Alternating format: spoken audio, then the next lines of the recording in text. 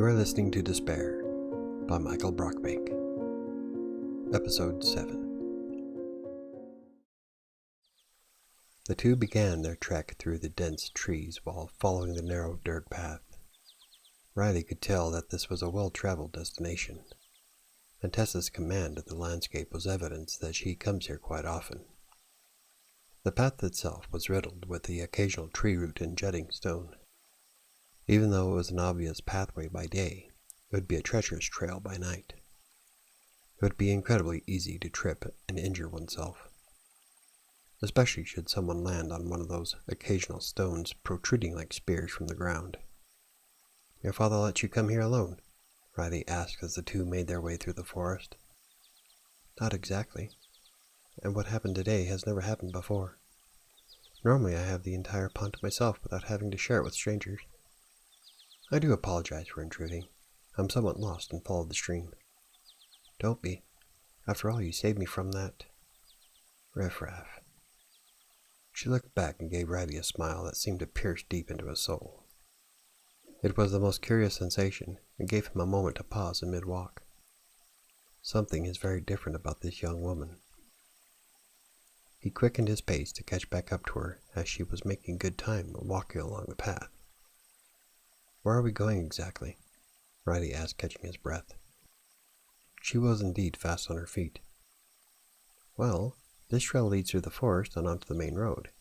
Then we'll be just a short distance from Wilshire." Wilshire? I've never heard of it. Indeed, he hadn't. Riley spent a great deal of his youth traveling from one town to another within the Commonwealth before settling with Master Galen.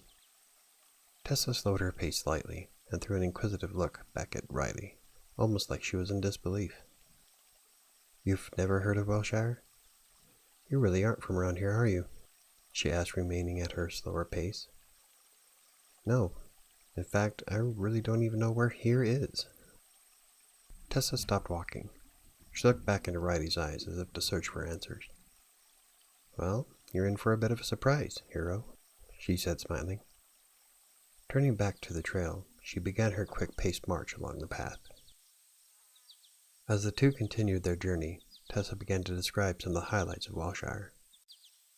It was a port village along the shores of the Namazant Sea. Ships regularly docked for trade, mostly in search for a spice that is only grown in the area called greywood. In fact, it is this spice that accounts for most of the trade in Wilshire. Other locations tried to grow it, but were always unsuccessful. The spice itself is used in everything from flavoring food to smoking it in a pipe. Because it is so popular, the trade brings in a lot of value in gold to the village. The only other product that comes close to value were their fishing ships. The town itself wasn't overly large. It was home to several thousand people, but much smaller than some of the other port cities along the coast. Most settlers are artisans of some form, a handful of farmers, but it's rare to see transients near the town. The local constabulary is fairly strict about keeping the streets clear of people who don't belong. Riley was a bit apprehensive about asking her about the undead in the forest. But if she didn't seem concerned with the ruffians, she may not be overly concerned about the dead. Is it common for the undead to walk the forest? For the second time, Tessa stopped in her tracks. "You've seen them," she said, bowing her head. "Just the one when I first arrived. Are there more?" "Yes, but it's really nothing you should concern yourself about. There is a spell around the town that keeps them at bay." She lifted her head and began walking, this time at a much faster pace. Riley couldn't help but getting a feeling that she was hiding much more than what she was sharing. She obviously wanted to change the subject. Instead of pressing her for more answers, he dropped the matter. Perhaps people in town would be more willing to share what they know about the area. Hours had passed since the two started the journey down the path. Riley felt it was a fairly long way to go just for a bath in the pond. It must hold some kind of sentimental value to the young woman. After pushing through a few leaf-covered branches, the road became apparent. It was a very wide road that was as well traveled as the trail to the pond.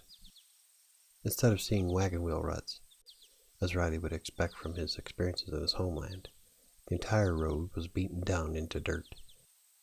A short distance to the left, he could see the faint trappings of a town. "There is Belshire," Tessa said, pointing to the town. "If you're looking for work, most of the artisans are kind enough to help out a lost soul. But here is where we need to part ways." "Are you sure? I could walk you to town at least," Riley asked, holding back his disappointment. "Yes. My father wouldn't take kindly to your presence." He could see the disappointment in her facial expressions. She didn't want him to leave either. "Will I ever see you again?" She looked up at him, peering into his soul yet again. She then released a small smile. "I'm sure we will. Wait here for a few minutes and then walk slowly towards town." Tessa turned and began to walk along the road in a fast-paced march. After several minutes had passed, Riley began to slowly walk along the road. His thoughts turned to where to go from here. Sure, he found a fishing town that sold some kind of new spice that everyone wants. But he had no coin to speak of and knew no one in town, save for the beauty he snuck up on as she was bathing in a pond. That story really doesn't paint him to be of a good sort. For now, his best course of action would be to gather his bearings, figure out where he can stay, and if any of these artisans are looking for a magic-using apprentice. He would try to sell something for a bit of coin, but Master Galen really didn't leave him with much of trading value. "I really don't know what we're getting ourselves into," Riley asked aloud. "Without means to sustain yourself, neither do I. You have nothing of value to trade," Narok replied. "I could always trade you." "Because that's realistic." "Ah, I bet you'd at least fetch your decent meal, and a night at an inn." "Or you can sell yourself to a brothel. You might make enough for a meal, but it won't be a hot one." "At any rate," Riley interrupted, "we need to figure out where we are, and if anyone else has seen Master Galen." "Agreed."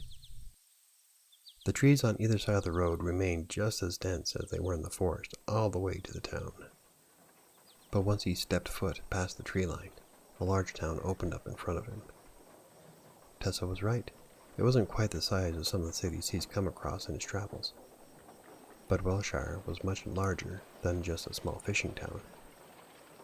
On one hand, it would make finding information a bit more difficult, as there were far more people to question. On the other, it would be far easier to find work in a town this size.